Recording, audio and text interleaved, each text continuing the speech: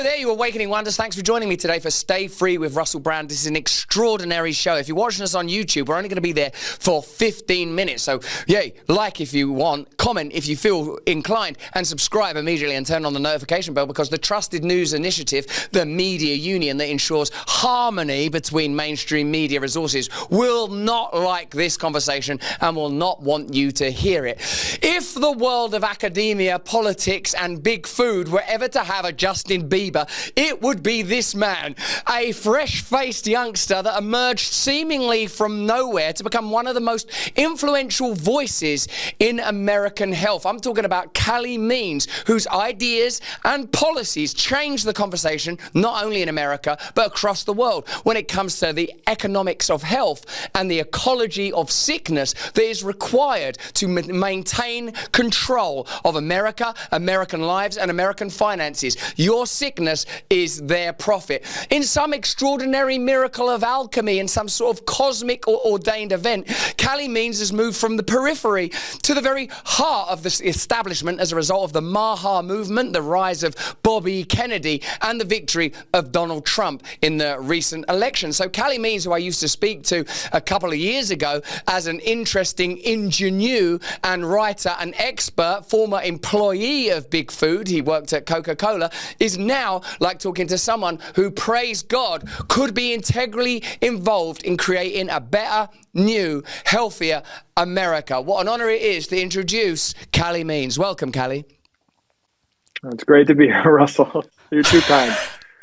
Man, like they do say to men in the position you find yourself in now, well, now the hard work begins in earnest. What are the challenges that you imagine will be faced? Because even though we have the near miracle of a man like Marty Makary as head of the FDA, an outspoken opponent of the policies that the government implemented during the pandemic era, or a man like Jay Bhattacharya, one of the writers and signatories of the Great Barrington Declaration, who was smeared and attacked at Stanford University for saying things we now know to be true, and evidently with his rise to the head of the NIH, that's the research arm of the health institutions that are responsible for American health. With these men rising into power, with men like Aaron Siri addressing some of the issues around medicines and certain near-mandated medications that you might receive in your arm, but you might wind up in your heart.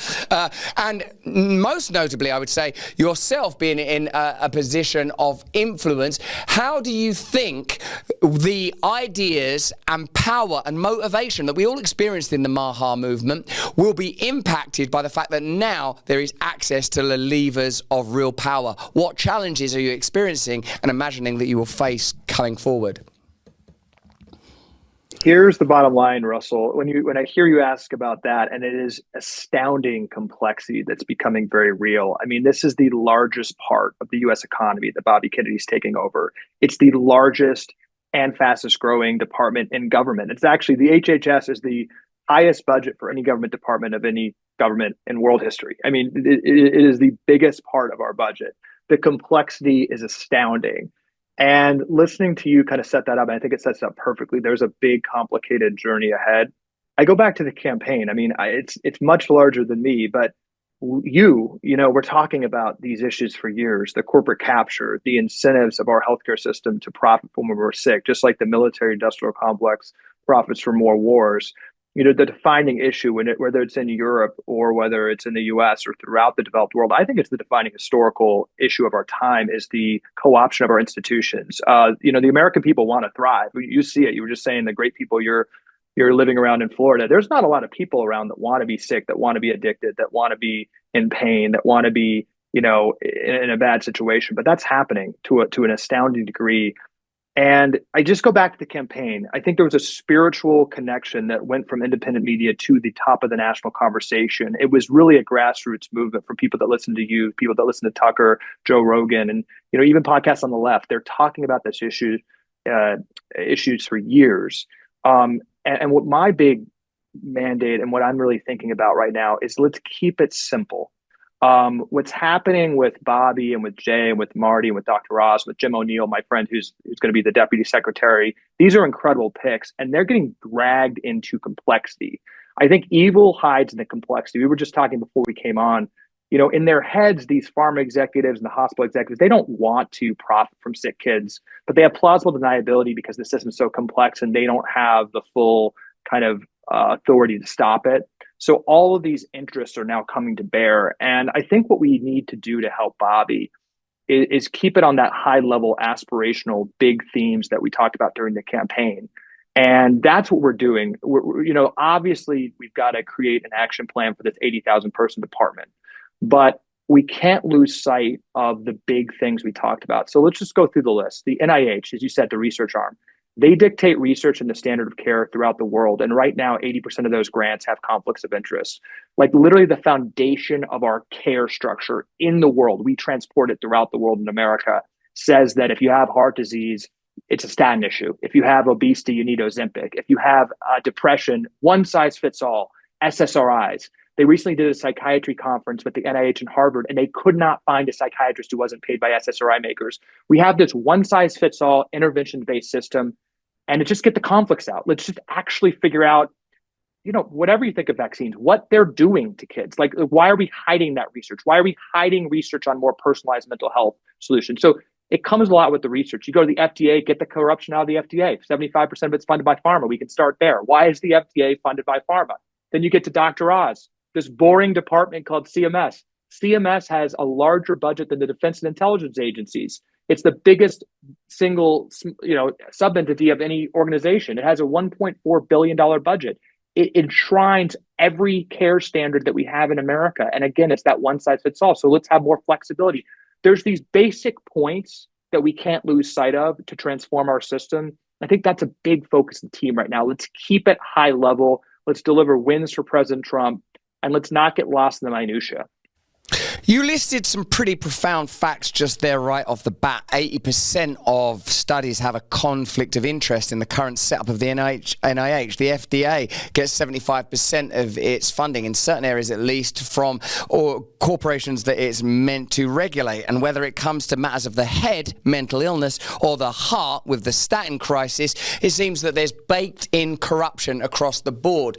Now, for years, we've become used to the legacy media attacking Donald Trump as a misanthrope, misogynist, criminal, racist, rapist, whatever words were available to prevent his ascent. And I must confess that there were times where I was vulnerable to that pervasive propaganda. For a moment, if we look at the case of Bobby Kennedy, who, as you've just explained, is in charge of the largest government budget, or departmental budget at least, in world history, what do you think is the significance of the way that he is treated in soft propaganda outlets like SNL, late night talk shows, the constant mocking, mimicking, ridiculing of Bobby Kennedy as a kook and a crackpot, that if you look at the data around big food's impact on conditions like diabetes, heart health, and oncology, seem like they are subjects that shouldn't be treated so blithely. But yet, whenever you see Bobby Kennedy spoken about on Jimmy Kimmel or SNL,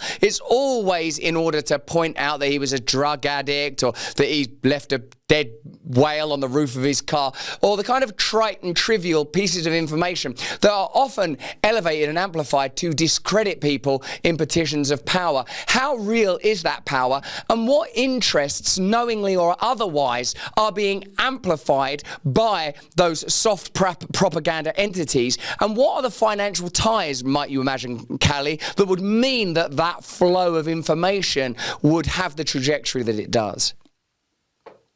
So let me break this down. That's a great question, Russell. Let me take you behind the scenes. And this is the truth. We are having deep, behind closed doors meetings about what to do with healthcare. And the directive is simple from Bobby, and the mandate is simple. How do kids get healthier in this country? I have not witnessed one word of ideology. I have not witnessed one word of somebody having some kind of hidden agenda that is always inferred, in the New York Times. It is truly rolling up the sleeves. How do we figure out how to reverse this shameful chronic disease crisis, particularly among children, this 50% of teens being obese or overweight? Now, just reported last week, 38% of teens having prediabetes. This is a unique situation in America. 3% of kids in Japan are obese. And that is what is being talked about. And it is a really heady time right now, and a really, I think, inspiring time where Bobby is trying to summon the biggest experts in the world, people that were vehemently against him. He's talking to everyone. And it's truly, how do we change the incentives? Because Americans want to be healthy. You know, I always talk about how people live 6 years longer in Italy. It's not because we're lazier than Italians. You know many Italians. I don't think Americans are innately lazier or more suicidal. There's something wrong with our incentives. So that's what's being talked about. And I think that's the core of what connected during the campaign. You know, 92% of deaths in America are chronic conditions, lifestyle conditions, as we've talked about and what the book's about, right? Heart disease, diabetes, Alzheimer's, which is called type 3 diabetes, highly related to metabolic dysfunction, obesity, even depression. These are all multifaceted and tied together. And what Bobby's talking about is, why is 95% of our medical spending after people get sick on drugs and interventions to manage it and profit from it? How do we actually, you know, take a depressed child, and instead of giving them a quick SSRI and just putting them on that treadmill, figuring out if they're looking at the sun, figuring out if they're eating healthy food, figuring out if they're moving. We can incentivize those things with our medical system. We spend $4.5 trillion. So here's what happens, and taking it to how he's being caricatured. Let's just take one by one. So he's getting assaulted by Saturday Night Live and assaulted by the media. It's very simple, right? They're funding. You watch Saturday Night Live, you see pharma ads. Pharma, as we've talked about time and time again, is the biggest contributor of ad dollars to corporate media. So it's just this clubby atmosphere of, oh, this whack job is talking about how these drugs aren't effective and how, you know, he's attacking science. And that bleeds into the coverage. It bleeds into the narrative. Then you've got the kind of fancy academics. Well, let's look at those academics. 50% of Harvard Med School's budget somehow touches pharma. You know, academic institutions and hospitals are the largest employer in the country, the hospital systems, when you add them all up, right? So these are big businesses that just make money and are fueled by Americans continue to get sick. So it's just fashionable to say how ridiculous it is for Bobby to be talking about these hippie concepts like healthy eating, as opposed to serious medicine like cutting people open or prescribing drugs. And that thought just permeates all. It goes to just financial interests. The pharmaceutical industry is the largest funder of money to the media, to academic research, to medical organizations, to politicians themselves. As we talked about, they fund the regulatory agencies themselves. So it creates this immune response of the system to call Bobby a wacko for pointing out that 92% of deaths are chronic condition, which is in and of itself, at a macro level, I think very evil. I think it's very evil. And I think it's not working quite as well. And we have to stay, we all get it. Everyone watching this, I think, felt something really important and spiritual during the campaign when Bobby talked about this. And we just have to, he's right. And if the people are on his side and we continues to have our support, and frankly, President Trump, who I can tell you is hell-bent on making this a legacy issue. He is absolutely, he wants this to be in the history books. So we just got to support them. It's pretty extraordinary, isn't it, to imagine that something as unifying, evident, and obvious as the health of children could be subject to media attacks and propaganda. A unifying idea, if ever there was one, is the notion that our first duty is the protection of our kids. That's the function of all of us as parents, but as adults more broadly, not just from an emotional and sentimental perspective, but from a, gosh, even if you were to take the harshest, most evolutionary perspective imaginable, the assurance of the ongoing survival of our species would dictate that protecting children and their well-being would go beyond the kind of tribal dictates of contemporary politics. And it's very heartening to hear you say, Calley, that when policy is being discussed, it's not ideological and tribal, but based on true utility and the function of the agencies that you've outlined there. It's very curious to me, too, that Trump, I have come to regard as a kind of American mystic, that America created this creature, this mystic prophet born of free market capitalism, entrepreneurialism, real estate building. Of course, if there were to be an American prophet born of